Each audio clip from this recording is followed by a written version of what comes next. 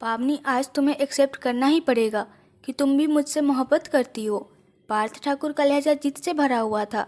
वह आज हर हाल में पावनी के दिल में छुपी हुई मोहब्बत का इजहार चाहता था। 100 प्रॉब्लम्स से घिरी घायल सेल्फ रिस्पेक्ट लिए रात के अंधेरे, सर्द हवा और दिसंबर की हल्की फुहार से ज़्यादा वो पार्थ ठाकुर के सवाल से कपकपा रही थी। वह आज जवाब लिए बिना हटने के मूड में बिल्कुल भी नहीं लग रहा था। पावनी ने परेशान नज़रों से पार्थ ठाकुर के चेहरे की ओर देखा। रात के अंधेरे में भी उसके चेहरे पर उसका अटल इरादा चमक रहा था। हमेशा की तरह सबसे झिरकियाँ खाने के बाद वो अपना मन हल्का करने लॉन के अंधेरे कोने में आई थी। ये अंधेरा कोना उसके दिल के बहुत करीब था। यहाँ उसकी कई खूबसूरत और उदास यादें बसी हुई थी। ये कोना उसके कमरे की खिड़की से भी साफ नजर आता था। उसे पता भी नहीं लगा कि कब पार्थ उस तक आया। वह उससे उसके रोने की वजह पूछ रहा था। पार्थ उसके पापा के दोस्त का बेटा था। दोनों बचपन से एक दूसरे को जानते थे और पसंद भी करते थे। पार्थ ने पहले भी कई बार इजहार किया था, लेकिन वो अपने चेहरे पर कोई भाव नहीं आने देती थी और उसकी बातों के असर को ख़त्म कर जाती थी बिना कहे ही। वो समझ गया था कि आज फिर हमेशा की तरह उसकी बेइज्जती हुई है। वह हमेशा से ही उसका पक्षदार रहा था, लेकिन अब बात हद से ज़्यादा बढ़ती जा रही थी। इसलिए वो अपने और उसके रिश्ते को एक मजबूत नाम देकर उसे इस घर में इज्जत दिलाना चाहता था, ताकि फिर कोई उसकी बेइज्जती करने से पहले 100 बार सोचे। पावनी, मुझे अभी जवाब चाहिए। बोलो, क्या तुम्हें भी मुझसे मोहब्बत है? पार्थ ने उसकी कलाई पर पकड़ मजबूत करते हुए पूछा। बरसती फुहार, सर्द हवाएं और पार्थ के हाथों का छूना पावनी की रीढ़ की हड्डी में जैसे खून जमा गया था। शॉल ओढ़े होने के बाद भी पावनी की टांगें बुरी तरह कांप रही थी। हल्की फुहारों ने अचानक ही मूसलाधार बारिश का रूप ले लिया था। पावनी बुरी तरह से घबराकर पार्थ को देखने लगी। वह अपने सवाल पर चट्टान की तरह अड़ा हुआ था। मेरा हाथ छोड़ो पार्थ, मुझे ठंड लग रही है। पावनी की आवाज़ काँप रही थी। ये कपकपाहट बारिश से ज़्यादा पार्थ की नज़रों की वजह से थी। पार्थ ने उसके चेहरे को गौर से देखा और फिर उसका हाथ छोड़ दिया। दोनों के चेहरे बस कुछ ही इंच की दूरी पर थे। उन दोनों के बीच बारिश की बौछार थी। अपने कमरे में जाओ पावनी, हीटर ऑन करो और कंबल में घुस जाओ, लेकिन मैं यहाँ तब तक रहूँगा जब तक तुम मेरी मोहब्बत का इकरार नहीं कर लेती। पावनी ने बरसती बारिश में उसका चेहरा देखना चाहा। वो उसके भीगे चेहरे को ज़्यादा देर तक न देख सकी। पलटकर अपने कमरे की तरफ भागी। उसकी शॉल लगभग भीग चुकी थी। उसने शॉल उतारकर कुर्सी पर फैलाई और गीले बालों को झटकने लगी। कमरे के गर्म माहौल ने उसकी कपकपाती हड्डियों को काफ़ी राहत पहुंचाई। हो क्या गया है पार्थ को? उसकी आंखों की दीवानगी याद करके उसका दिल कांप गया। पागल इंसान, गलत जगह दिल लगा रहा है। उदासी से बोलते हुए वो अपनी आंखों की नमी को पलके झपकाकर छुपाने लगी। जिस बात को मैं अकेले में खुद से एक्सेप्ट करने से डरती हूँ, वो उसके सामने करूँ। मैं अपना प्यार एक्सेप्ट करूँ पार्थ के सामने। वो बेचैनी से कमरे में टहलने लगी। आंटी को भनक भी लग गई तो बवाल मचा देगी। पार्थ को तो कोई कुछ नहीं बोलेगा, लेकिन मेरी चमड़ी उधेड़ दी जाएगी। पहले तो शायद मैं इकरार कर भी लेती, मगर अब वो अपने हाथों की लकीरों को देखने लगी। जाने तुम इन लकीरों में हो भी या नहीं पार्थ ठाकुर। आंसू उसकी आंखों से बहना शुरू हो गए थे। जाने किस भावना में आकर उसने पर्दा हटाया और खिड़की खोली। ठंडी तेज हवाएं उसके बालों को उड़ाती कमरे को वाइब्रेट सा कर गई। वो सर्द हवा से काँप गई। ये सोचकर कि पार्थ जा चुका होगा, उसने एक बार तसल्ली के लिए उस कोने की तरफ देखा और धक से रह गई। अपनी खास बेंच से कमर टिकाए और हाथों को दाएं बाएं रखे हुए उसकी नज़रें तेज बारिश में भी उसकी खिड़की पर ही थी। जैसे उसे पूरा भरोसा था कि एक खिड़की जरूर खुलेगी। पावनी खिड़की पर हाथ रखे दीवार से लग गई। उसे पार्थ की दीवानगी से डर लगने लगा था। इतनी सर्दी और बरसती बारिश में भी वो अभी भी वहाँ खड़ा हुआ था। हे भगवान, क्या करूँ मैं? खुद को बहुत बेबस महसूस करते हुए उसने डरते हुए जरा सा पर्दा हटाकर उसे देखा। ऐसे तो ये बीमार हो जाएगा। वो लाचारी से कभी अपनी उंगलियां मरोड़ने लगती तो कभी बेचैनी से कमरे में चक्कर काटने लगती। बीच बीच में पर्दा हटाकर देख भी लेती थी। वह पहले की तरह ही वहाँ मौजूद था। साबित क्या करना चाहता है ये इंसान आखिर? पावनी को अब उसकी जिद पर गुस्सा आने लगा था। पहले ही क्या कम मुश्किलें हैं मेरी ज़िंदगी में, जो ये इंसान उन्हें और बढ़ाने में लगा हुआ है। उसके गुस्से का ग्राफ बढ़ता ही जा रहा था। कुर्सी से शॉल खींचकर कंधे पर डालते हुए वो तेजी से कमरे से बाहर निकली। पार्थ उसे भागते हुए खुद तक आते देखता रहा। भागकर आने के बाद भी वो ठीक ठाक भीग गई थी। बारिश भी अब पहले से तेज हो चुकी थी। पावनी के चेहरे पर गुस्सा साफ झलक रहा था। शॉल कंधे से उतरकर जमीन पर झूल रही थी। वो पार्थ के सामने आ खड़ी हुई। अचानक जोर से बिजली चमकी और वो एक पल के लिए सहम सी गई। पार्थ का चेहरा सफ़ेद हो रहा था। पावनी को अपनी तरफ आते देखकर वह सीधा खड़ा हो गया था। फालतू की जिद करके क्यों तकलीफ दे रहे हो मुझे? वो बेहद गुस्से में थी। वो धीरे से मुस्कुरा दिया। तुम्हें क्यों तकलीफ होने लगी? वह अनजान बनते हुए पूछने लगा। पावनी ने गुस्से में कोई सख्त बात बोलनी चाही, लेकिन उसके होठ कपकपा कर रह गए। पार्थ ठाकुर ने उसके अधखुले होठों पर गिरती बारिश की बूंदों को बड़ी दिलचस्पी से देखा। मुझसे ज़्यादा खुशकिस्मत तो ये बूंदें हैं। वो उसे गुस्से से घूरना चाह रही थी, पर बारिश की बूंदें आंखों को ज़्यादा देर खुला ही नहीं रहने दे रही थी। अंदर जाओ, बीमार पड़ जाओगे। थोड़ी देर में ही उसके कसबल निकल गए थे। पार्थ को तो घंटा भर होने वाले थे। तुम्हें मेरी चिंता करने की जरूरत नहीं है, साफ जवाब आया। पार्थ, ये पागलपन छोड़ो, दुश्मनी कर रहे हो खुद से। वो तंग आकर बोली। तुम्हारे साथ तो दुश्मनी नहीं कर रहा ना। जाओ अपने कमरे में और पर्दे के पीछे से नज़ारा करती रहो मेरे मरने तक, वो बेरहमी से बोला। बावनी ने बेचारगी से आसमान की ओर देखने की कोशिश की, पर नाकाम रही। मौसम के मिजाज, बादलों की गरज और बिजली की चमक बता रही थी कि आज आसमान का पूरी रात बरसने का इरादा है। रुक रुक कर चमकती बिजली से हर जगह रोशनी हो रही थी। अंधेरे में लॉन का आखिरी कोना काफ़ी डरावना लग रहा था। प्लीज़ पार्थ, जाओ यहाँ से, मैं हाथ जोड़ती हूँ तुम्हारे आगे, उसने बाकायदा हाथ जोड़ते हुए कहा। उसकी शॉल ज़मीन पर गिर चुकी थी। उस सिरफिरे को वो कैसे समझाए? वह कुछ समझने को तैयार ही नहीं था। पार्थ ने एक नज़र उसके कांपते बदन और दूसरी नज़र नीचे गिरी शॉल पर डाली, फिर झुककर शॉल उठाई और पीछे से लाकर उसके कंधों पर डाल दी। वो बाकायदा काँप रही थी। जुड़े हुए हाथ थरथरा रहे थे। पार्थ को उस पर तरस आ गया। जाओ अपने कमरे में। पावनी के जुड़े हुए हाथों को खोलकर उसने उसे पीछे धकेल दिया। पावनी ने गुस्से से झटककर शॉल नीचे गिरा दी। नहीं, अब मैं भी यहीं खड़ी रहूंगी तुम्हारे साथ। मुझसे बहुत मोहब्बत है ना तुम्हें? यही साबित करना चाह रहे हो ना? तो ठीक है, करो साबित। मैं भी सुबह तक यहीं खड़ी रहूंगी तुम्हारे साथ। सालों बाद पार्थ ठाकुर ने उसका पुराना जिद्दी अंदाज देखा था। पार्थ उसके जिद भरे लहजे को देखते हुए होठ दबाकर मुस्कुराया। मैं तो अपनी मोहब्बत साबित करने के लिए खड़ा हूँ। तुम क्या यहाँ टाइटेनिक 2 बनने के इरादे से खड़ी हो? पार्थ ठाकुर का चेहरा सफ़ेद पड़ने लगा था, पर वो इस समय भी शरारत से बाज नहीं आया। अगर तुम अंदर नहीं गए तो बहुत बुरा होगा। उसकी धमकी पर वह मुस्कुराया। अब इससे बुरा क्या होगा पावनी? मैं पिछले 1 घंटे से यहाँ बस तुम्हारी हाँ सुनने के लिए खड़ा हूँ, और तुम बिल्कुल पत्थर दिल लड़की बनी हुई हो। किससे डर है तुम्हें? किसकी आंखें गड़ी हुई है तुम पर, जो तुम्हारी जबान पर ताला लग गया है? एक अरसे से जो मोहब्बत हम दोनों के अंदर पल रही है, तुम्हारे अंदर उसे एक्सेप्ट करने की भी हिम्मत नहीं है। मैं तुम्हें इतना डरपोक नहीं समझता था। उसके कंधे को झिंझोरकर अपनी बात खत्म करते हुए पार्थ ने उसे हल्का सा धक्का दिया, जैसे पावनी की चुप्पी उसे तोड़ रही थी। और जब वो बोला तो उसका दर्द उसके लहजे से झलक रहा था। मैं सारी रात इस ठंड का, इस बारिश का सामना कर सकता हूँ, मगर मुझे अपनी खुशफहमी पर बहुत दुख हो रहा है। तुम्हें जानने का दावा करता था मैं। मुझे यकीन था कि मुझसे ज़्यादा मोहब्बत तुम करती हो, मगर वो 2 कदम आगे बढ़कर उसके करीब आकर चुप सा हो गया। पावनी ने पानी की चादर के पार पार्थ के हारे हुए चेहरे को देखा। बहुत डरपोक हो तुम। पावनी को उसके धक्के ने गुस्सा दिला दिया था। वो ठीक उसके सामने आकर खड़ी हो गई। हाँ, हूँ मैं डरपोक। ताले लग गए हैं मेरी जबान को, और तुम भी अच्छे से जानते हो कि ये ताले क्यों लगे हैं। अपने ही बाप के घर में मैं कैसी ज़िंदगी बिता रही हूँ, ये भी अच्छे से जानते हो तुम। कोई नहीं है यहाँ मेरा जो मेरे लिए जबान खोले, और तुम मुझसे हाँ सुनना चाहते हो। हाँ, हो गई है तुमसे मोहब्बत, बचपन से ही करती आ रही हूँ, लेकिन अब हो गई तसल्ली। क्या करोगे अब बोलो? हो गई तुम्हारी जिद पूरी? आवेश में आकर उसने ये सब बोल ही दिया। अगर उसे पार्थ की चिंता नहीं होती तो वो कभी ये बात अपने मुंह से नहीं निकालती। पावनी की आंखों से आंसू बहने शुरू हो गए थे, जो इतनी जोरदार बारिश में भी पार्थ से छिपे न रह सके। वो अपने ही घर में परायों के जैसे बर्ताव सह रही थी और अब टूटने लगी थी। पार्थ के फेस के एक्सप्रेशन एकदम से बदले थे।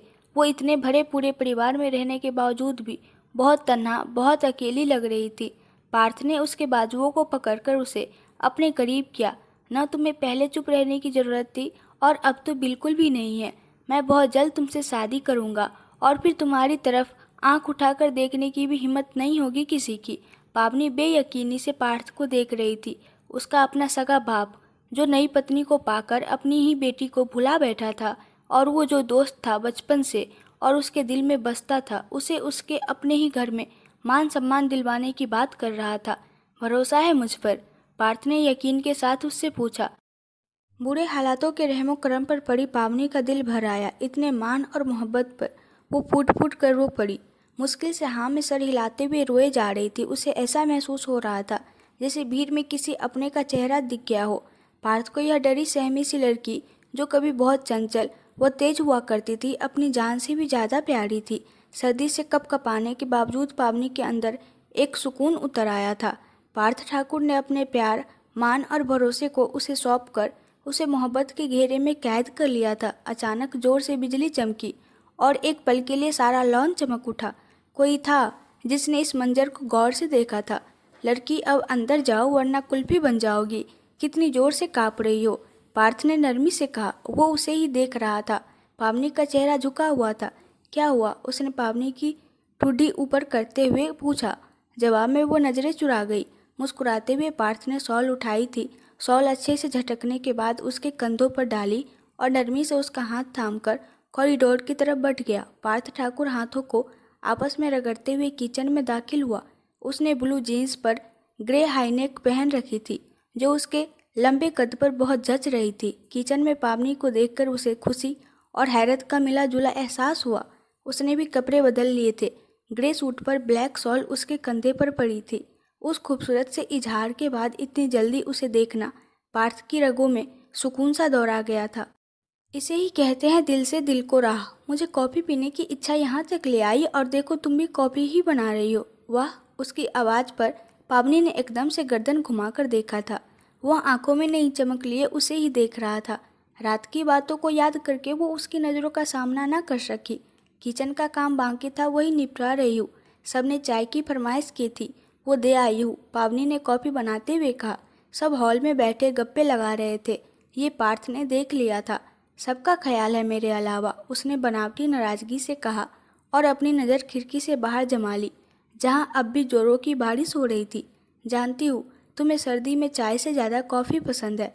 मैं देने आ ही रही थी। पावनी ने उसके गुस्से को सीरियसली ले लिया कि शायद वो इग्नोर होने पर सच में नाराज़ हो गया है। पार्थ को पावनी के हाथ की बनी कॉफ़ी बहुत पसंद थी। वो उससे ही बनवा कर पीता था। कॉफ़ी के मग के साथ पावनी ने एक प्लेट में उबले हुए अंडे भी उसके सामने रखे। पार्थ ने सवालिया निगाहों से उसे देखा।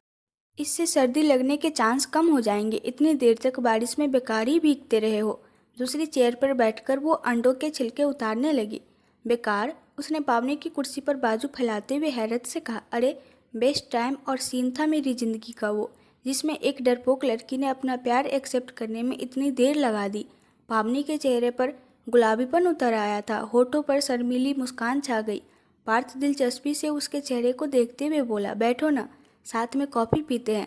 अंडों को चाकू की मदद से 2 हिस्सों में करके उस पर नमक और काली मिर्च छिड़क कर पावनी ने प्लेट पार्थ की तरफ खिसका दी और उठ गई। पार्थ ठाकुर ने एकदम से उसका हाथ थाम लिया। कोई आ जाएगा प्लीज़, पावनी ने डरते हुए कहा। उसका डर बेवजह भी नहीं था। किसी के कदमों की आहट किचन की तरफ आती जा रही थी। पावनी जल्दी से हाथ छुड़ाकर गैस की तरफ मुड़ गई। वंदना ने किचन के दरवाजे पर खड़े होकर अंदर का नज़ारा देखा। पावनी काउंटर साफ कर रही थी और पार्थ ठाकुर कॉफ़ी की सिप ले रहा था। तुम इस वक्त यहाँ क्या कर रहे हो? वंदना ने चुपते हुए लहजे में पूछा। किचन में क्रिकेट तो खेलने से रहा मौसी जी। पार्थ ठाकुर का लहजा भी तीखा हो गया। वो तो मैं भी देख रही हूँ, पर तुम कॉफ़ी सबके साथ हॉल में भी पी सकते थे ना। वंदना के साथ ही निगाहें पावनी की पीठ को घूर रही थी, जिसने जानबूझकर पीठ फेर रखी थी कि कहीं उसके चेहरे से उसके प्यार का अक्स न झलक जाए। यहाँ क्या दिक्कत है? पार्थ ठाकुर को उनकी जांचती नज़रें गुस्सा दिला रही थी। इतने सुबह सुबह तुम दोनों किचन में अकेले हो। मेरी जगह कोई भी होता तो अजीब ही महसूस करता। वंदना ने ड्राई फ्रूट्स का जार निकालते हुए बनावटी मासूमियत से कहा। पार्थ ठाकुर को भड़काने के लिए इतना बहुत था। ना पावनी इस घर में साल भर पहले आई है, ना मेरा उसका रिश्ता किसी से छिपा हुआ है। उसके सख्त तेवर देखकर वंदना संभली। वो उन्हें बातों बातों में ही साल भर पहले आने का जता गया था। मेरे और पावनी के बारे में आइंदा कुछ बोलने से पहले सोच लीजिएगा अच्छे से। अंडे खत्म करके पार्थ ने प्लेट जरा जोर से खिसकाते हुए कहा। वंदना उसके स्वभाव को अच्छे से जानती थी। उसे गुस्सा बहुत जल्दी आता था। पावनी बिल्कुल चुपचाप खड़ी थी। वैसे भी उसे वंदना की तेज जबान और मक्कार आंखों से बहुत डर लगता था। अरे गुस्सा क्यों हो रहे हो अपनी मौसी से? मैं तुम्हारे कैरेक्टर पर शक थोड़े न कर रही हूँ।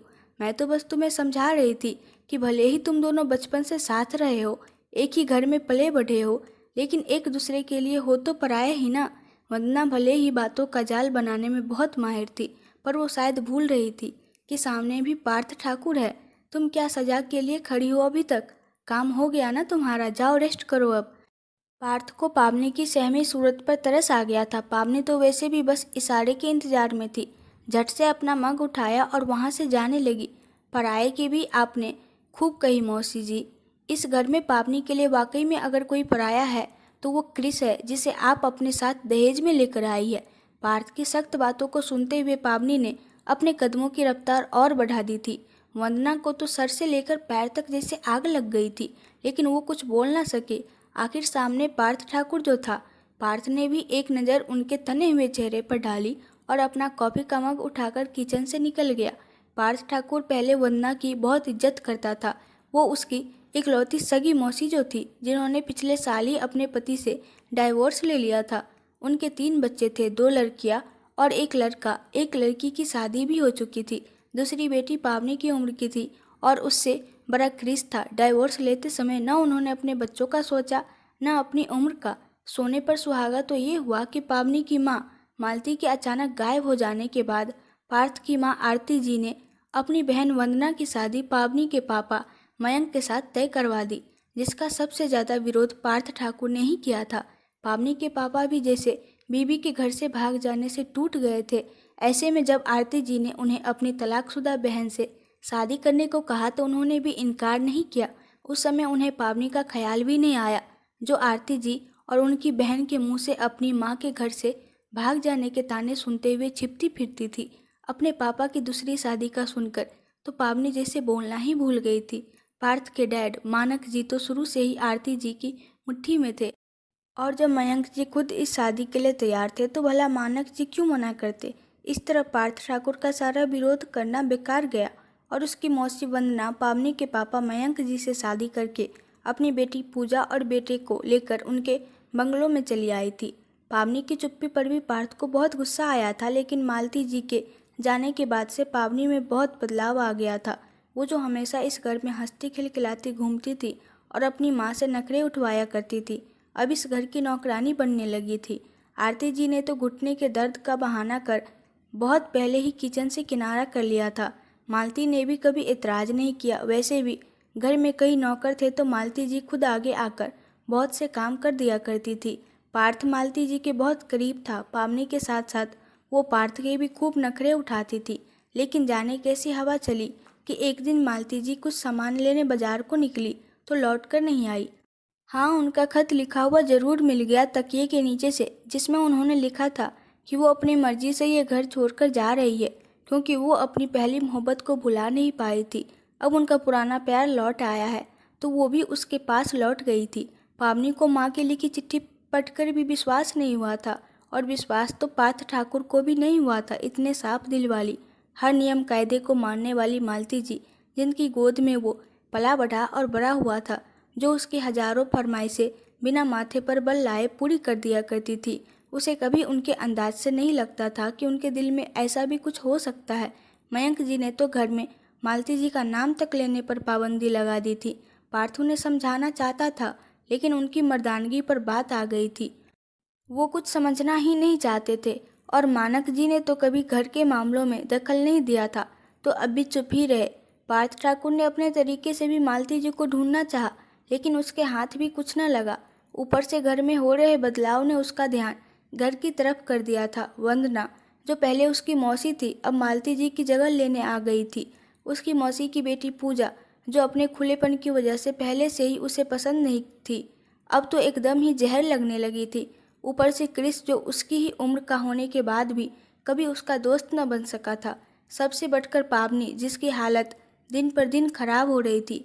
मालती जी के जाने के बाद घर की जिम्मेदारी पावनी पर लाद दी गई थी। वंदना और पूजा तो उस पर हुक्म चलाना जैसे अपना फर्ज समझती थी। अक्सर आरती जी के निशाने पर भी रहती ही थी। ऐसे में माँ के घर छोड़ जाने का गम और गहरा होता जा रहा था। वंदना बहुत चालाक औरत थी।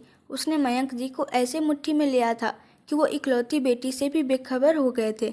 वंदना हमेशा ब्रेन वॉश करती रहती थी कि कहीं पावनी भी अपनी माँ की तरह घर से न भाग जाए।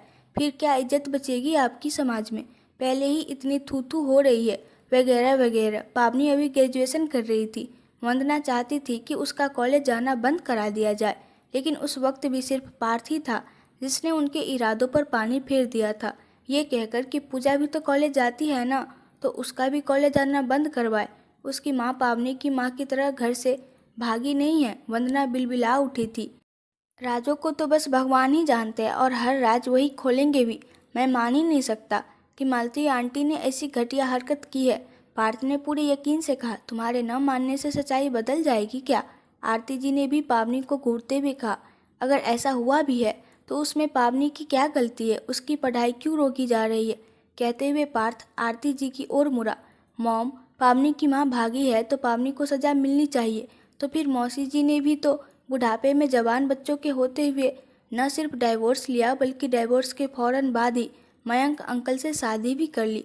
पूजा को भी तो सजा मिलनी चाहिए ना, जैसे प्रिया दी, वंदना की शादीशुदा बेटी, अपनी माँ की हरकतों पर अपनी ससुराल में बेइज्जत हो रही है। पार्थ ठाकुर ने सच से सामना करवा दिया तो आरती जी उसे घूरने लगे। वंदना का बस नहीं चल रहा था कि वो पावनी को कच्चा ही चबा जाए, जिसकी वजह से उन्हें इतनी बातें सुननी पड़ी थी। जवान संभाल के बात करो पार्थ। आरती जी ने उसे घुरका। सॉरी मॉम, बट मुझे सच बोलने में कोई नहीं रोक सकता। कहते हुए पार्थ ठाकुर उठ खड़ा हुआ। चलते चलते वो परेशान और डरी हुई पावनी के पास रुका था। अगर तुम्हारे साथ कोई ज्यादती हो और तुम अपने लिए आवाज़ न उठा सको तो तुम भी इस घर से भाग जाना, जिससे अपनी पसंद की लाइफ तो बिता सको। पार्थ ठाकुर की आवाज़ सबके कानों तक गई थी। पावनी और भी हैरान हो गई थी। पार्थ ठाकुर इतना बोलकर वहाँ से जा चुका था। क्या तमाचा मारकर गया है आपका भांजा? पूजा भी मजाक उड़ाती चली गई थी। कहीं न कहीं वंदना के इस उम्र में दूसरी शादी करने से वो भी नाराज थी। उसकी सहेलियों ने भी तो कितना मजाक उड़ाया था उसका। ये बात सुनकर वंदना ने शिकायती निगाह से आरती जी को देखा। मैं बात करूंगी मानक जी से, वही ठीक करेंगे पार्थ को। आरती जी ने तसल्ली दी और उनके शिकायत करने पर घर के मामलों में कभी भी न बोलने वाले मानक जी ने कहा, तो बस इतना, अगर पावनी पढ़ना चाहती है तो पढ़ने दो। वैसे भी पार्थ ने कुछ गलत तरफदारी भी नहीं की। आरती जी बस उन्हें घूर कर रह गई थी। फिर नतीजा ये निकला कि पावनी की पढ़ाई जारी रही। पार्थ अक्सर उसे अपने हक के लिए लड़ने को उकसाता रहता था, लेकिन माँ का दिया हुआ घाव पावनी के लिए नासूर बनता जा रहा था। जैसी माँ वैसी बेटी के डरावने भूत ने उसका सारा आत्मविश्वास निगल लिया था। वो जो बहुत जिंदा दिल और अपनी बात पर कायम रहने वाली हुआ करती थी, आज उसकी जबान अपने ही हक के लिए भी न खुलती थी। खामोशी और तन्हाई उसके वजूद का हिस्सा बनने लगी थी। ऊपर से क्रिस की नज़रों और बातों से वो और सहमी से रहने लगी थी। सबको उसकी याद बस काम के समय ही आती थी। अपने ही घर में नौकरों जैसी ज़िंदगी जीने को मजबूर हो गई थी वो। कॉलेज से आने के बाद से जो काम में लगती वो रात घर की लाइट्स बंद करने के बाद ही फुर्सत पाती थी। सुबह का नाश्ता वंदना या पूजा बनाती थी, इस बात पर भी उनका पहरा चढ़ा रहता था और बरबर चालू रहती थी। उनके तानों से परेशान होकर पावनी ने कॉलेज जाने से पहले भी कई कामों को करना चाहा, लेकिन पार्थ ने उसे बुरी तरह झिड़क दिया था।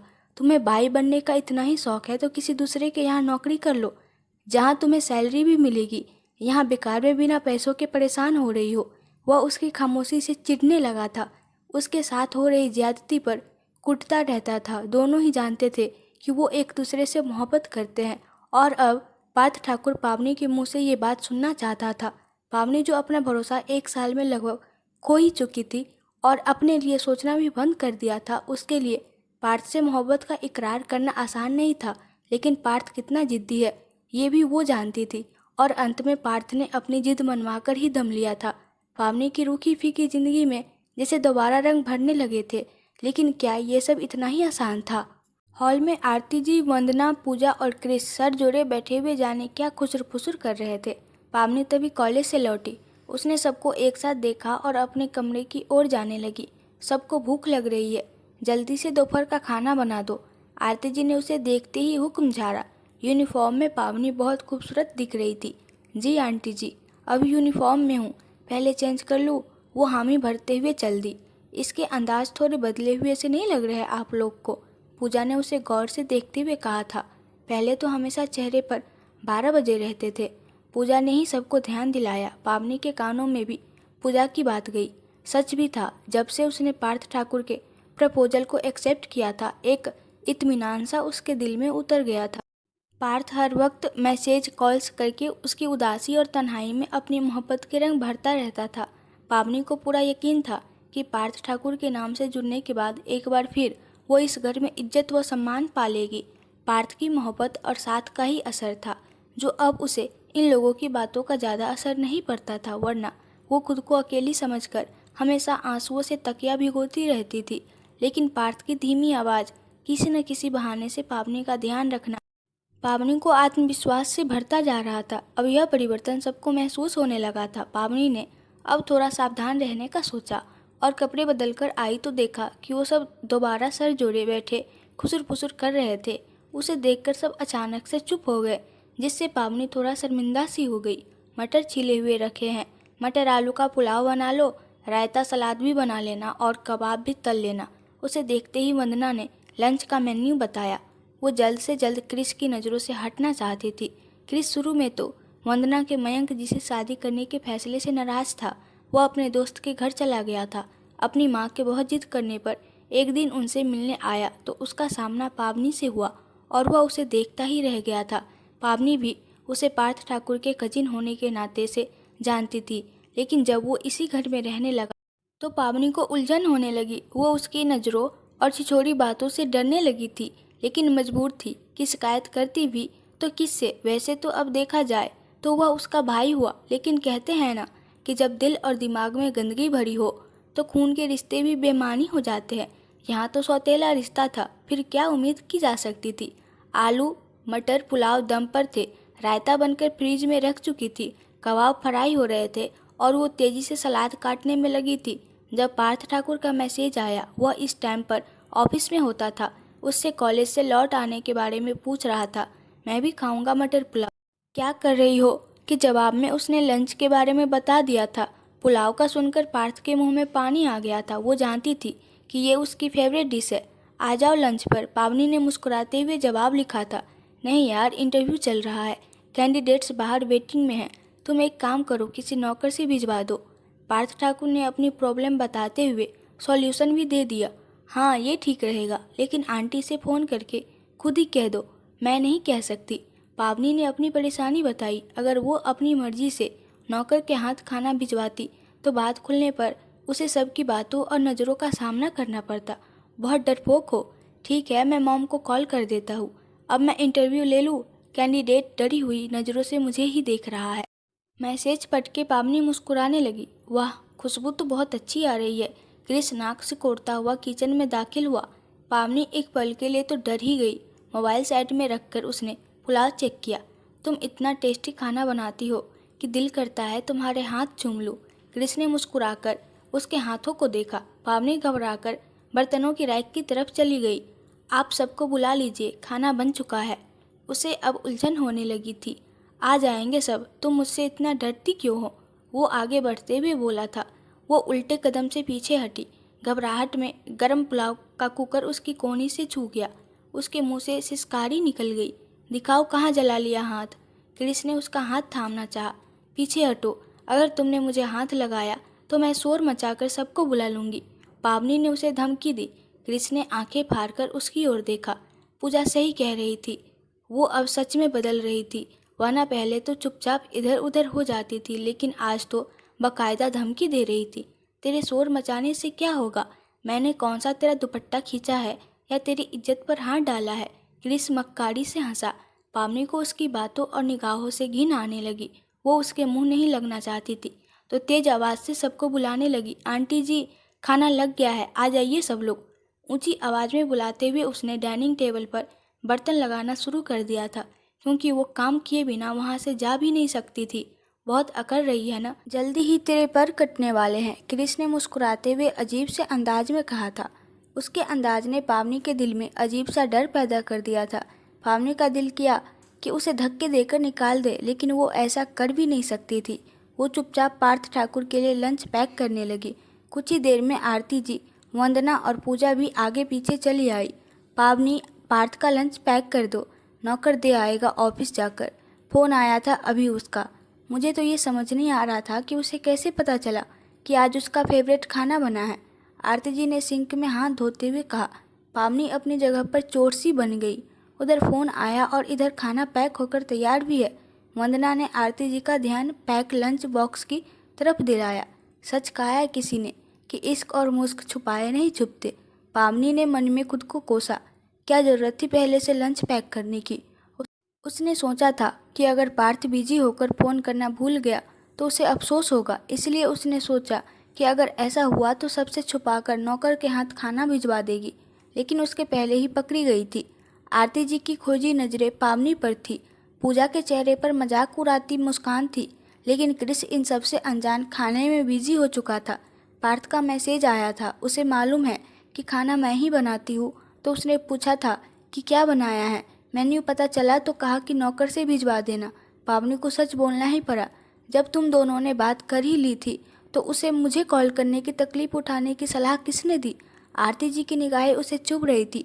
वो चुपचाप लंच बॉक्स लेकर किचन से निकल गई, लेकिन उसे अपनी पीठ पर कई नज़रें महसूस हुई थी। पावनी के फाइनल एग्जाम शुरू हो गए थे। दिन में उसे पढ़ने के लिए बहुत कम समय मिलता था, इसीलिए वो रात को जागकर पढ़ाई करती थी।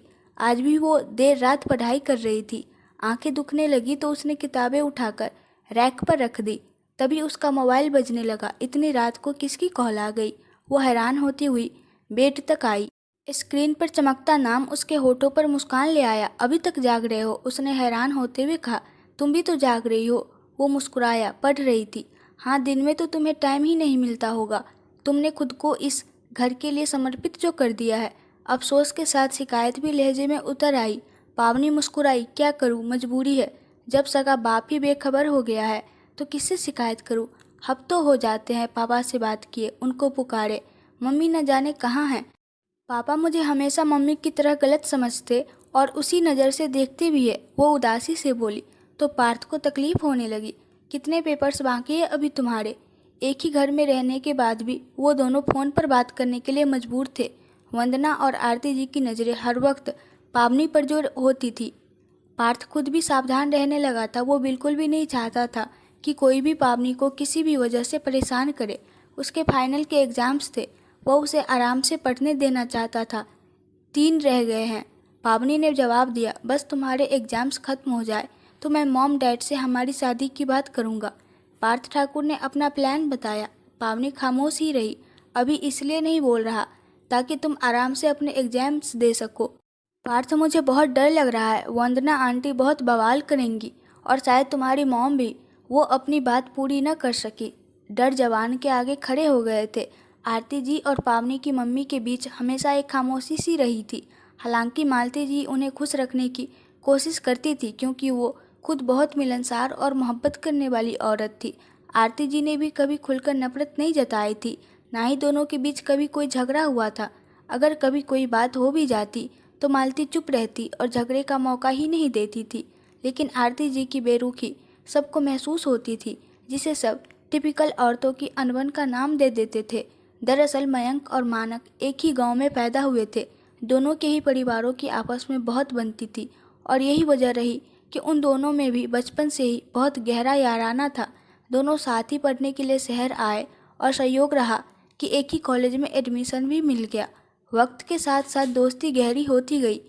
दोनों के दिलों में भाइयों से मोहब्बत थी एक दूसरे के लिए। पढ़ाई पूरी करने के बाद नौकरी करने की जगह दोनों ने साथ में कोई बिजनेस करने का सोचा और इस तरह शुरुआत हुई एक छोटे से व्यापार से, जो दोनों की सूझबूझ, मेहनत और लगन के दम पर आज ऊंचाइयों पर था। M&M इंडस्ट्रीज आज बिजनेस की दुनिया में अपना एक मुकाम रखती थी और किसी भी परिचय की मोहताज नहीं थी।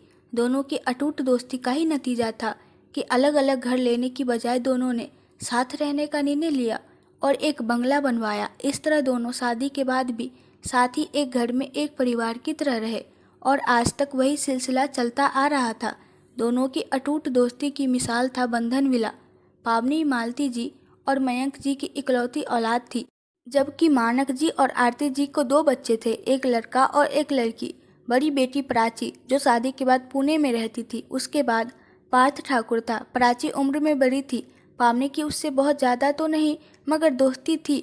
फिर वो शादी करके जो गई तो साल में बस एक बार ही मायके आती थी। पावनी जब थोड़ा समझदार हुई तो उसे भी आरती जी और अपनी माँ के बीच का तनाव समझ में आने लगा था, जिसका शिकार अक्सर वो खुद भी होती थी। आरती जी उससे भी रूखेपन से मिलती थी। पावनी ने बहुत बार अपनी मम्मी से पूछना चाहा था, लेकिन हर बार उन्होंने अनजान होने की बात कहकर उसे टाल दिया था। अब तो मालती जी के घर छोड़कर जाने के बाद से तो आरती जी जैसे पावनी की शक्ल भी नहीं देखना चाहती थी। ऐसे में पार्थ ठाकुर के उससे शादी करने के फैसले को लेकर पावनी के दिल में जो डर था वो बेवजह नहीं था। मुश्किलें तो आएंगी और विरोध भी होगा, लेकिन तुम्हें डरने की ज़रूरत नहीं है। मुझे अपने लिए स्टैंड लेना आता है। अगर मैं तुमसे शादी करने का फैसला कर चुका हूँ तो अब कोई भी उसे बदल नहीं सकता। पार्थ ठाकुर का मजबूत अंदाज उसे तसल्ली दे जाता था। वो जानती थी कि पार्थ ठाकुर कितना जिद्दी और अपनी बात का पक्का है, इसलिए हजारों डर के बाद भी पावनी के दिल में एक इत्मीनान भी था। शक है मेरी मोहब्बत पर। शायद पार्थ उसके दिल की हालत जानना चाहता था। जिन हालातों में पावनी जी रही थी वह अच्छे से जानता था। पार्थ को मयंक जी से भी शिकायत थी, लेकिन वह उनकी सोच तो बदल नहीं सकता था। वह उस तन्हा लड़की को और दुखी नहीं देख सकता था। ये तुम पर मेरा यकीन ही तो था, जो मैं तुम्हारे प्यार की हामी भरते हुए डर रही थी कि कहीं मेरी वजह से तुम्हें भी किसी बुरे हालात का शिकार न होना पड़ जाए। तुम्हें तुमसे ज़्यादा जानती हूँ पार्थ ठाकुर, तो शक की कहीं गुंजाइश ही बाकी नहीं है। पावनी पूरे भरोसे के साथ बोली और धीरे से सर झुकाकर मुस्कुरा उठी। बस इस भरोसे को हमेशा बना के रखना। पार्थ ठाकुर मर जाएगा लेकिन तुम्हें छोड़ नहीं पाएगा। तुम पार्थ ठाकुर के अंदर खून बनकर दौड़ रही हो। पावनी के चेहरे पर गुलाल और होठों पर शर्मीली मुस्कान थिरकने लगी। कौन सी रोमांटिक फिल्म देख कर आए हो? पावनी ने पूछा। जवाब में पार्थ ने कहा, तुमसे मोहब्बत जताने के लिए मुझे किसी फिल्म से डायलॉग चुराने की जरूरत नहीं है। तुम्हारे बारे में सोचते ही हर शब्द मोहब्बत बन जाता है। पार्थ की धीमी नशीली आवाज़ पर पावनी को अपने गाल तपते हुए महसूस होने लगे थे। सो जाओ ताकि मैं तुम्हारे सपने में आ सकूं, मोहब्बत से चूर लहजे में कहते हुए पार्थ ने फ़ोन काट दिया। पावनी भी उसकी मोहब्बत भरी बातों में डूबकर मुस्कुराते हुए सो गई। दोनों ही आने वाले तूफान से बेखबर एक दूसरे के प्यार में खो चुके थे। पार्थ, मुझे कॉलेज ड्रॉप कर दोगे? सब नाश्ते की टेबल पर थे। पावनी के पेपर के बीच में गैप की वजह से छुट्टी थी। पार्थ नाश्ता कर रहा था जब पूजा ने डायरेक्ट उससे पूछा। पावनी ने फौरन पार्थ को देखा। वो नोट कर रही थी कि पूजा आजकल कुछ ज़्यादा ही पार्थ के करीब रहने की कोशिश करती रहती थी। अक्सर कहीं न कहीं ड्रॉप करने को बोलती रहती थी। सॉरी, मैं लेट हो रहा हूँ, तुम क्रिस को भी सेवा का मौका दो। पार्थ ने हरी झंडी दिखाते हुए सॉल्यूशन भी दे दिया। वह नैपकिन से हाथ साफ करते हुए उठने लगा। ड्रॉप कर दो, कॉलेज रास्ते में ही तो पड़ता है, और फिर कजिन है तुम्हारी, आरती जी ने जताते हुए कहा। वह शरारत से मुस्कुराया, जिसका मतलब उसके दिमाग में फिर कुछ खुरापात आई थी। मयंक और मानक जी चुपचाप नाश्ता कर रहे थे। वैसे भी दोनों घर की बातों में नहीं बोलते थे। वंदना को उसका सफाचट इनकार आग लगा गया, लेकिन वो चुप रही। क्रिस भी नाश्ते में मगन था। पावनी स्लाइस की बाइट लेने लगी। जब घर के किचन में मुझे और पावनी को साथ देखकर मौसी जी हमें पराया और गैर बोलकर लेक्चर देने लगती है, तो फिर उनकी बेटी को कैसे मैं अपनी कार में ड्रॉप कर सकता हूँ? पार्थ की जबान कभी नहीं रुकती थी। उसकी बातें सुनते ही मयंक जी के हाथ एक पल को नाश्ते से रुके थे। पावनी ने अपना सर और भी झुका लिया। पहलू बदलते हुए वंदना खून का घूंट पीकर रह गई। तुम पावनी और पूजा को एक तरह से क्यों देख रहे हो? आरती जी तमतमा उठी, क्योंकि दोनों ही इस घर की मेंबर है। वह आराम से कहता हुआ उठ खड़ा हुआ। पूजा ने गुस्से से उसे और फिर पावनी के झुके हुए सर को देखा। देखा दीदी, कैसे मेरी बेटी को ऐसे वैसे लोगों से तुलना करके पार्थ चला गया। मयंक और मानक जी भी जब ऑफिस के लिए चले गए तब वंदना ने दिल की भड़ास निकाली। पावनी नाश्ते के बर्तन समेट रही थी। देख तो मैं रही हूँ और सब समझ भी रही हूँ, लेकिन तुम चिंता मत करो, होगा वही जो मैं चाहूँगी। मेरी पसंद की लड़की ही पार्थ की बीवी बनेगी। आरती जी ने पूरे यकीन से और थोड़े जोर से कहा। पावनी के हाथ से टकराकर गिलास गिर गया। पूरे टेबल पर पानी फैल गया। पावनी बौखलाकर पानी पोंछने लगी। आरती जी की निगाहें उसी पर थी। अगर किसी बच्चलन माँ की बेटी मेरी बहू बनने के सपने देख भी रही है तो ये उसकी भूल है। आरती जी के अंदाज में नफरत ही नफरत थी। पावनी के चेहरे का रंग उड़ गया। वो बहुत परेशान लगने लगी। आरती जी उसे ही सुना रही थी। पार्थ ठाकुर के हर वक्त पावनी का पक्ष लेने से वो शायद ये राज जान गई थी। पावनी आरती जी को जितना बेखबर समझ रही थी, वो उससे कहीं ज़्यादा बाखबर निकली थी। जिन गंदे शब्दों और बेइज्जती भरे निगाहों से वो उसे देख रही थी, वो निगाहें पावनी के दिल के आर पार हो रही थी। पार्थ ठाकुर जितनी मोहब्बत उससे करता था, आरती जी उतनी ही नफरत करती थी। ये सच्चाई उनकी बातों से पता चल चुकी थी। पावनी को वंदना और पूजा की निगाहों ने पावनी को खुद में सिमटने पर मजबूर कर दिया था। वो उदास सी रहने लगी थी। पार्थ ने बहुत बार पूछा भी, लेकिन उसने एग्जाम्स का स्ट्रेस बोलकर टाल दिया था। पार्थ ठाकुर को उसकी बात पर यकीन नहीं आया था, इसलिए वह जिद करने लगा जानने को, जिस पर पावनी ने झुंझलाकर उसे चुप करा दिया था। वह चुप तो हो गया था, पर साथ ही नाराज भी। तभी जब वो उसे खाने के लिए बुलाने गई तो उसने भूख नहीं है बोलकर दरवाज़ा बंद कर लिया था। सब खाना खा चुके थे। पावनी किचन समेट रही थी, साथ ही पार्थ के लिए चिंता भी हो रही थी। कुछ पल खुशी के मिले नहीं उसे कि फिर से दुख से घिर गई थी। उसे आरती जी की निगाहें चुभ रही थी तो पार्थ की नाराज़गी बेचैन भी कर रही थी। वो क्या करे, कुछ समझ ही नहीं पा रही थी। फिलहाल तो वो पार्थ के खाने को लेकर परेशान थी। उसने कॉफ़ी के साथ सैंडविच बना लिए थे। सब लोग अपने कमरे में सोने चले गए थे। वो पार्थ ठाकुर के रूम के बाहर पहुंची। उसके रूम को नॉक करते हुए वो आसपास देखती भी जा रही थी। अगर कोई देख लेता तो उसका जीना और भी मुश्किल हो जाता। नॉक करने पर भी दरवाज़ा नहीं खुला था। उसने नॉब घुमाकर खोला तो दरवाज़ा खुलता चला गया था। पावनी ने रूम में हर तरफ देखा, लेकिन वो रूम में नहीं था। ट्रे साइड टेबल पर रखकर वो सोचने लगी कि वह शायद वॉशरूम में होगा। वो रूम से निकल ही रही थी जब अचानक दरवाजे पर पार्थ आ खड़ा हुआ। पावनी एकदम से डर गई। तुम बाहर थे? उससे हैरान होते हुए पूछा। पार्थ ने अपने रूम में मौजूद पावनी और साइड में रखी ट्रे में मौजूद चीज़ों को देखा। हाँ बोलते हुए वो अंदर आ गया था। मैं कॉफ़ी और सैंडविच लाई थी, तुमने खाना नहीं खाया था तो? वो उलझन में अपनी उंगलियां मरोड़ने लगी। दिल और दिमाग के बीच चलती जंग उसके चेहरे से ही दिख रही थी। मुझे कुछ भी नहीं खाना है, ले जाओ वापस। जब मुझे कुछ चाहिए होगा तो मैं खुद ही ले लूँगा।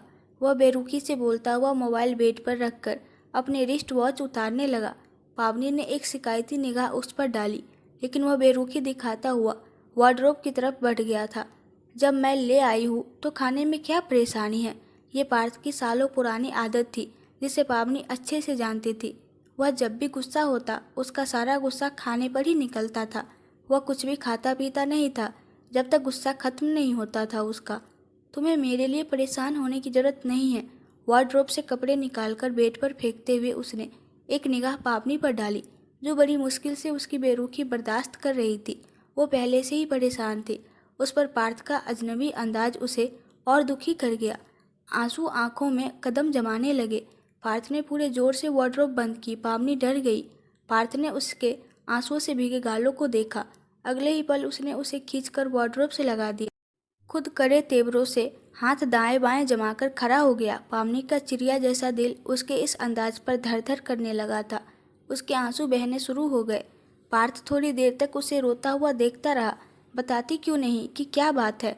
वह उसके रोने से बेचैन हो गया था। उसकी बेचैनी बेकरारी में बदल गई थी, इसलिए बार बार एक ही बात पूछे जा रहा था, लेकिन पावनी के पास कोई जवाब नहीं था। कोई बात नहीं है, पावनी ने मुश्किल से जवाब दिया। फिर झूठ। पार्थ ने उसकी आंखों में देखते हुए चिढ़ कर, पढ़ाई के स्ट्रेस से ये आंसू निकले हैं। उसने ताना मारती निगाहों से उसे देखा। पावनी निगाहें झुका गई। जब तक बताओगी नहीं मुझे कैसे पता चलेगा कि तुम्हें किस बात ने परेशान कर रखा है? किससे डर रही हो तुम? अब उसने अपना लहजा नर्म कर लिया था। पावनी चौंक कर उसे देखा। पावनी के बताए बिना ही वह जान गया था कि वो परेशान है, डरी हुई है। हाँ, वो डरने लगी थी। उसकी आंखों ने जो सपने देखे वो उनके टूटने से डरने लगी थी। वो चाहकर भी पार्थ को आरती जी की बातें बताकर उसे उसकी माँ से दूर नहीं कर सकती थी। वो एक बेटे को उसकी ही माँ के सामने नहीं खड़ा कर सकती थी। पार्थ उसे लेकर कितना पजेसिव था, ये बात वो जानती थी। ऐसे में वह अगर अपनी माँ के आगे जा खड़ा होता तो ये उसके लिए भी अच्छा नहीं होता। पावनी कभी भी इतना नहीं गिर सकती थी। मेरी तैयारी नहीं है पेपर्स की। पावनी को यही बहाना समझ आया। तुम लगातार झूठ बोले जा रही हो, लेकिन क्यों? पार्थ ने उसे अपनी तरफ मोड़ते हुए पूछा। पार्थ की आंखों से निकलती मोहब्बत की रोशनी ने पावनी के दिल में उजाला सा भर दिया था। ये लड़का जो उस समय बहुत करीब था, जिसके जिस्म से उठती खुशबू ने पावनी को कैद कर लिया था, जिसकी आंखों में उसके लिए सिर्फ मोहब्बत ही थी। अगर वही उससे दूर हो गया तो उसकी ज़िंदगी बिल्कुल बेरंग और फीकी हो जाएगी। इस सोच ने ही पावनी के चेहरे पर दुख के रंग बिखेर दिए। पार्थ भी उस रंग से निगाह न चुरा सका। अगर एग्जाम्स की ही टेंशन है तो मुझे बताओ, मैं पढ़ा देता हूँ। वह जानता था कि पावनी झूठ बोल रही है, क्योंकि उसे ठीक से झूठ बोलना आता भी नहीं था। लेकिन वह ये भी जानता था कि जब तक उसका दिल नहीं होगा वो कुछ बताएगी भी नहीं। हाँ ठीक है, मैं कल से पढ़ लूँगी। पावनी ने भी फौरन हामी भर के जान छुड़ाई। कल नहीं, आज से, बल्कि अभी से। जाओ बुक्स ले आओ अपनी। पार्थ दरवाजे की तरफ इशारा करते हुए बोला। आज अभी वो उलझन में पड़ गई। झूठ बोल तो दिया था, लेकिन अब निभाना बहुत मुश्किल लग रहा था। कोई इतनी रात को उन्हें साथ देख लेता तो बात का बतंगर बन जाता। अच्छा चलो तुम पहले कॉफ़ी पी लो, ठंडी हो गई होगी। पावनी ने उसका ध्यान कॉफ़ी की तरफ करना चाहा। अगर अभी वो पढ़ने से मना कर देती तो फिर जिद में वह भूखा ही रहता और पावनी को रात भर नींद न आती। तुम पहले बुक्स लाओ अपनी, फिर कॉफ़ी भी पीऊँगा और सैंडविच भी खा लूँगा। वह भी अपने नाम का एक ही जिद्दी था। तुम इतने जिद्दी क्यों हो पार्थ? वो झुंझलाई। वह धीरे से मुस्कुरा दिया। चलो तुम्हें ये तो पता चल गया ना कि तुम मेरी जिद हो। पावनी बस उसे देखती रही। कोई कोई जिद कभी पूरी नहीं भी होती है। उसके अंदाज में उदासी घुली हुई थी। मैं अपनी हर जिद पूरी करता हूँ और ये तुम अच्छे से जानती भी हो, उसने जताते हुए कहा। पार्थ को समझ आ गया था कि वो उन दोनों के रिश्ते को लेकर शायद परेशान है, तभी उसने जता भी दिया। बहस लंबी न हो, इस वजह से पावनी चुप रही। आज मूड नहीं है, कल से पढ़ लूँगी, प्रॉमिस। अब कॉफ़ी पी लो। वो उसका हाथ पकड़कर ट्रे तक लाई। वह भी बिना कुछ बोले बेड पर बैठ गया। ट्रे उठाकर बेड पर रखी। कॉफ़ी ठंडी हो गई होगी, मैं गर्म करके लाती हूँ। पावनी ने मग उठाना चाहा, मगर पार्थ ने उसका हाथ पकड़कर उसे रोक दिया। इतनी भी ठंडी नहीं हुई। हाथ छोड़ने के बजाय पार्थ ने उसे अपने सामने बिठा लिया। वैसे तुम अभी भी झूठ बोल रही हो, कुछ तो है जो छुपा रही हो। क्यों, ये तो मैं नहीं जानता। अगर चाहूँ तो भूखा रह के तुमसे सच उगलवा लूँ, लेकिन मुझे पता है अगर मैं भूखा रहा तो तुम भी भूखी रहोगी। तुमने भी आज खाना नहीं खाया, जानता हूँ। पावनी ने बहुत चौंक कर उसे देखा। बरसों से मोहब्बत करता आ रहा हूँ, कभी भी बेखबर नहीं रहा तुमसे। पार्थ ने सैंडविच उसकी तरफ बढ़ाते हुए कहा। उसकी भूख प्यास की अगर कभी किसी को चिंता थी तो वह उसकी माँ मालती थी, जो उसे अपने हाथों से खाना खिलाया करती थी। वह भी जानती थी कि जब भी पावनी परेशान होती तो खाना पीना छोड़ देती थी। और अब पार्थ था जो उसे जानने का दावा करते हुए सैंडविच हाथ में लिए इंतजार में था। पावनी का दिल भर आया। पार्थ ने खाने की तरफ इशारा किया। सैंडविच की बाइट लेते हुए उसने बड़ी मुश्किल से नमकीन पानी को गले से उतारा था। मालती आंटी हमेशा एक बात बोलती थी कि तुम दोनों पागल हो। पावनी टेंशन में खाना पीना छोड़ देती है और तुम गुस्से में। जब कभी उन्हें पता चलेगा कि हम दो पागल एक हो गए हैं तब वो क्या करेंगी? वह भी बेध्यानी में मालती जी का जिक्र कर बैठा। पावनी ने उठना चाहा। जब तक ये सारे सैंडविच और कॉफ़ी साथ मिलकर ख़त्म नहीं करोगी तब तक नहीं जाने दूंगा।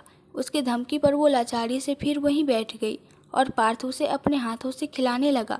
जाने बरसों पुरानी ये मोहब्बत और कुछ दिन पहले का इकरार क्या गुल खिलाने वाला था। अगर आप लोगों को इस कहानी के आगे का पार्ट देखना है तो कमेंट में बताइए और प्लीज़ आप लोग मेरे चैनल को सब्सक्राइब कर दीजिए। Thank you.